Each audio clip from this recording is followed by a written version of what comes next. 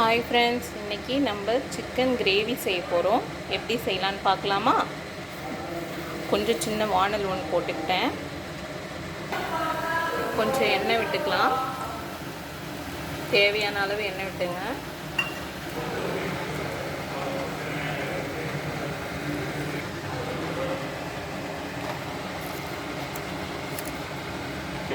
கொஞ்சம் பிரிஞ்சி இலை, பட்டை, லவங்கம், அன்னாசி பூ எல்லாம் கொஞ்சம் போட்டுருங்க. அப்புறம் கொஞ்சம் பொரிஞ்சு வந்தோடனே கொஞ்சம் இஞ்சி பூண்டு பேஸ்ட்டு, பெருஞ்சீரகம் போட்டு வெங்காயம் போட்டு தட்டி வச்சுட்டேன். அதையும் போட்டுக்கலாம். நல்லா வதக்கிக்கலாம்.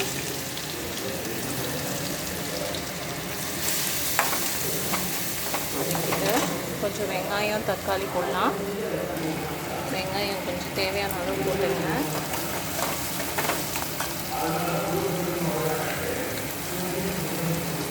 கொஞ்சம் மெரூன் கலரில் வரட்டும். நல்லா வதக்கிக்குங்க. கொஞ்சம் உப்பு போட்டுங்க. நான் எப்போதுமே கல் உப்பு தான் யூஸ் பண்ணுவேன். உங்களுக்கு தேவைன்னா நைஸ் உப்பு யூஸ் பண்ணிக்கோங்க.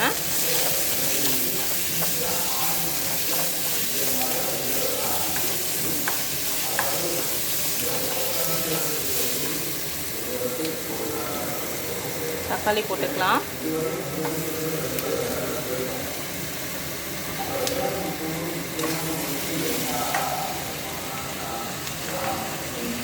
நல்லா வதக்குங்க. கொஞ்சோண்டு காஷ்மீர் மிளகாய்த்தூள் நல்லா அந்த மெரூன் கலரில் வதங்கின பிறகு கொஞ்சம் கலருக்காண்டி காஷ்மீர் மிளகாய்த்தூள் கொஞ்சம் போட்டேங்க. நாங்கள் கொஞ்சம் காரமாக சாப்பிடுவோம். அப்புறம் கரம் மசாலா கொஞ்சம், அப்புறம் வீட்டு மிளகாய்த்தூள் கொஞ்சம், காரத்துக்கு ஏற்ப சேர்த்துங்க. நாங்கள் இப்பொழுது மசாலாலாம் வீட்டிலே ரெடி பண்ணி வச்சுருவோம்.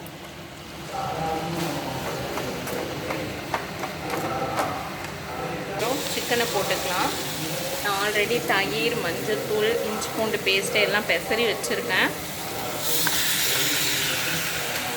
நல்லா கிண்டி விட்டுக்கலாம்.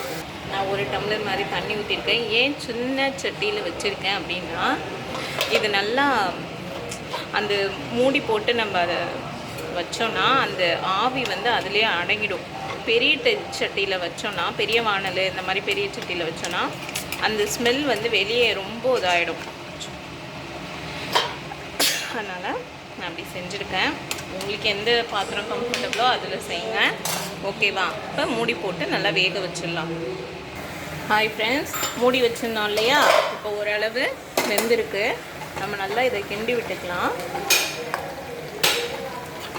அப்புறம் கொஞ்சோண்டு தேங்காய், மிளகு, ஜீரகம் எல்லாத்தையும் பொன் வறுவலாக லைட்டாக வெறுஞ்சட்டியில் வறுத்துட்டு அதை லைட்டாக அரைச்சி போடலாம்.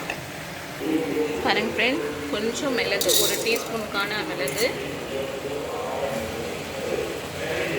ஒரு டீஸ்பூனுக்கு கொஞ்சம் கம்மியாக ஜீரகம்,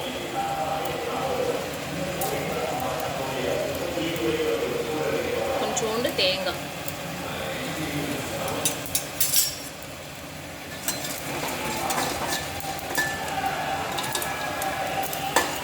லைட்டாக தான் ஃப்ரெண்ட் வதக்கணும்.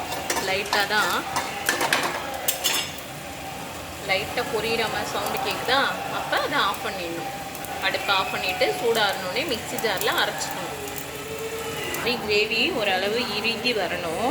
அப்போ நம்ம அரைச்சி வச்ச விழுதை போடணும். போட்டுட்டு நல்லா மிக்ஸ் பண்ணி விடணும்.